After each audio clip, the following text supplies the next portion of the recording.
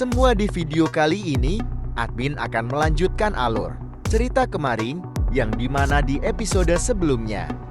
Si Wyanpun yang telah menjadi Dojun, dia pun menuju reruntuhan kuno untuk berusaha mengambil obat untuk gurunya. Dan di tempat ini dia pun bertemu orang-orang dari para sekte lain, yang dimana mereka juga sedang mencari harta karun di tempat ini. Tanpa terasa malam pun tiba. Dan saat malam Sioyan pun dia bermimpi tentang munculnya Medusa dan juga Sun Air dan juga sosok anak kecil wanita. Sioyan pun bertanya-tanya siapakah anak kecil itu. Sampai akhirnya si Oyen pun dia terbangun dan dia pun merasakan ada sesuatu yang aneh di tempat ini. Dia pun segera berbalik ke tenda dan dia pun melihat ada cahaya hijau.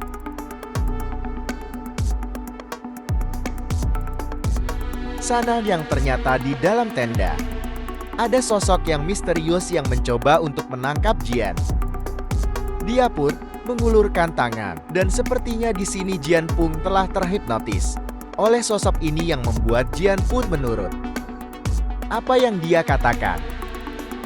Namun untung saja Jian pun terhipnotis oleh sosok misterius.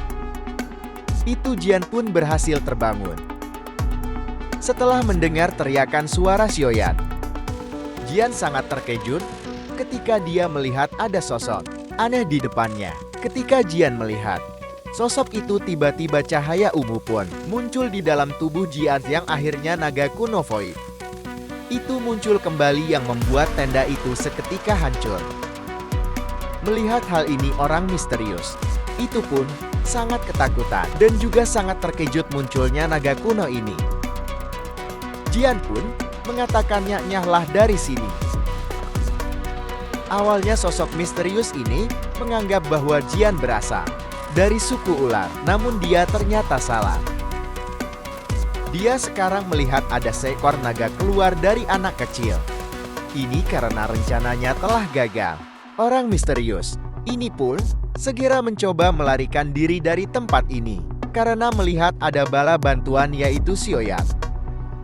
Namun di sini tentu saja Sioyan pun tidak akan membiarkan orang yang telah menyusup ke kemah itu begitu saja pergi. Sioyan mengejar dengan gerakan 3000 kilat. Dan setelah itu Sioyan pun mengeluarkan teknik segel. Dewa telapak tangan besar langsung muncul, mencoba menghantam sosok misterius itu yang memakai topan.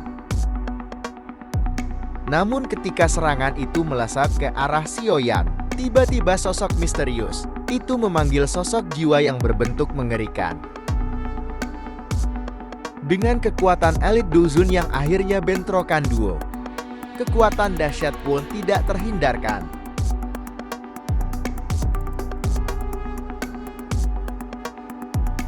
Lihat, aku.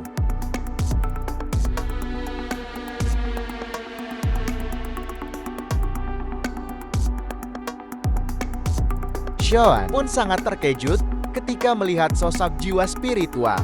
Itu Sioyan pun mengatakan, ini adalah kekuatan di tingkat Dojun. Yang akhirnya Sioyan pun harus kehilangan sosok misterius itu setelah serangannya berhasil ditahan. Di sini Sioyan pun sedikit kesal karena dia telah kehilangan orang yang telah menyusup ke tempat ini. Namun apa akhirnya orang itu berhasil melarikan diri. Tidak lama setelah itu, karena kekacauan ini menimbulkan ledakan yang cukup besar. Akhirnya dokter peri kecil dan Ha Ulpo segera bergegas menuju ke arah si Oyen. Dia pun mengatakan si Oyen baru saja. Apa yang terjadi di sini? Aku mendengar keributan. Di sisi lain, Jian pun langsung bertanya kepada si Oyen yang telah sadar. Jian mengatakan di mana orang itu sekarang. Sioyan mengatakan dia berhasil kabur setelah menahan seranganku. Mendengar hal itu, Jian pun dia sangat marah. Dia pun mengatakan, aku sangat marah. Beraninya dia menggangguku. Akan aku berikan pelajaran dia setelah apa yang dia lakukan kepadaku. CL Swan berkata, tenanglah bos, nanti kita berikan pelajaran matematika. orang-orang yang telah mengganggumu. Si Oyen pun dia melihat sosok misterius itu. Si Oyen pun menyangka pasti orang barusan telah menyelinap dan berniat untuk menyerang. Jian adalah berasal dari suku ular piton. Dan sosok yang sebelumnya telah berbentrokan dengan segel dewa kuno milik Xiao, yang sepertinya hanya sesosok mayat yang telah dihidupkan lagi, seperti boneka wayang Xiao yang bertanya-tanya siapakah sosok misterius itu. Tian Wu berkata, mungkin ia adalah orang yang membuat kekacauan besar di suku Pitan, yang telah menghabisi para orang-orang kuat dari suku Pitan. Dan sepertinya dia menjadikan boneka-boneka setelah dia menghabisinya. Dan di sini aku bingung, mengapa dia mengincar Jian dan mencoba menyusup ke dalam perkemahan kita. Si Oyen pun mengatakan dari suaranya, sepertinya ini adalah seorang wanita. Dan dia mengatakan sesuatu yang berkaitan dengan ulat atau apalah itu. Aku kurang jelas mendengarnya, namun sepertinya dia menyusup ke tempat ini. Dia salah target. Dia sebenarnya tidak mengincar Jian. Jian pun dia sangat marah setelah apa yang orang misterius itu lakukan.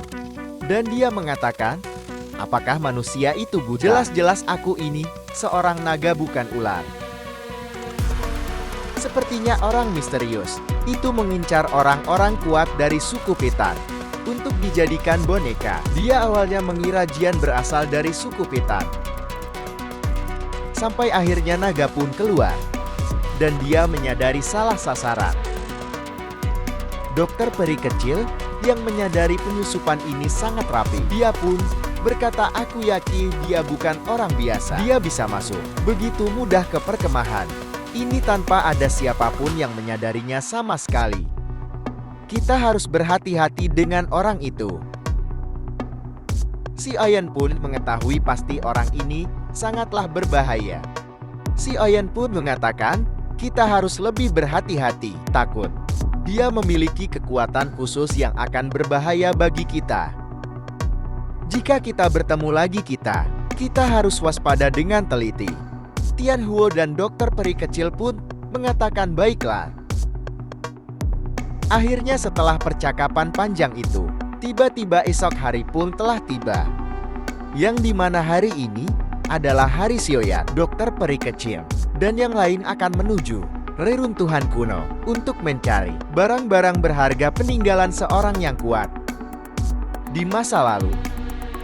Namun Xiaoyan, dia menyadari pasti dalam perburuan ini akan sangat sulit, karena banyak fraksi sekte-sekte yang ikut dalam perburuan.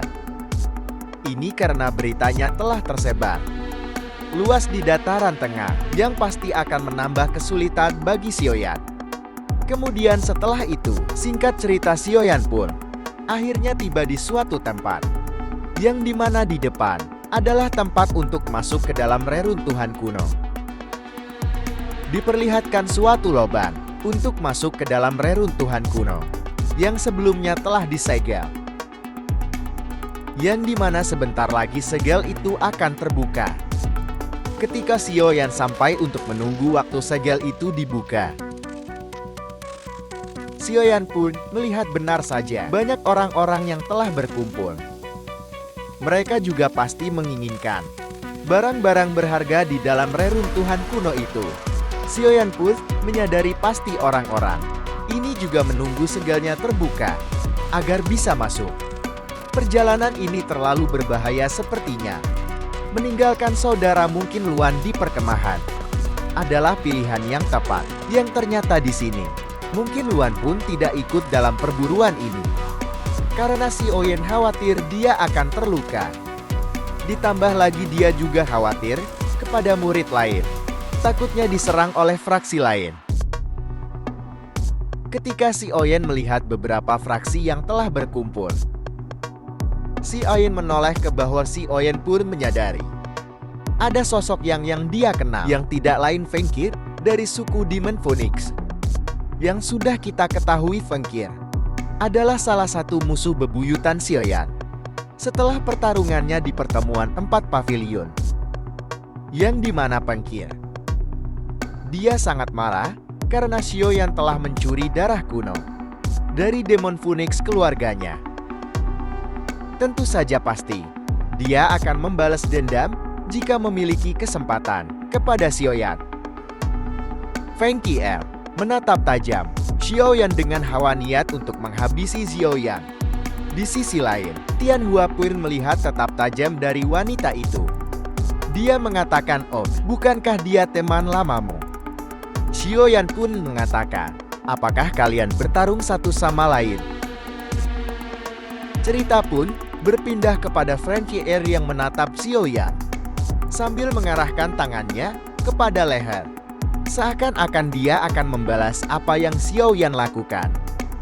Melihat hal ini, Xiao Xuan mengatakan, "Waduh, wanita ini sangat berbahaya.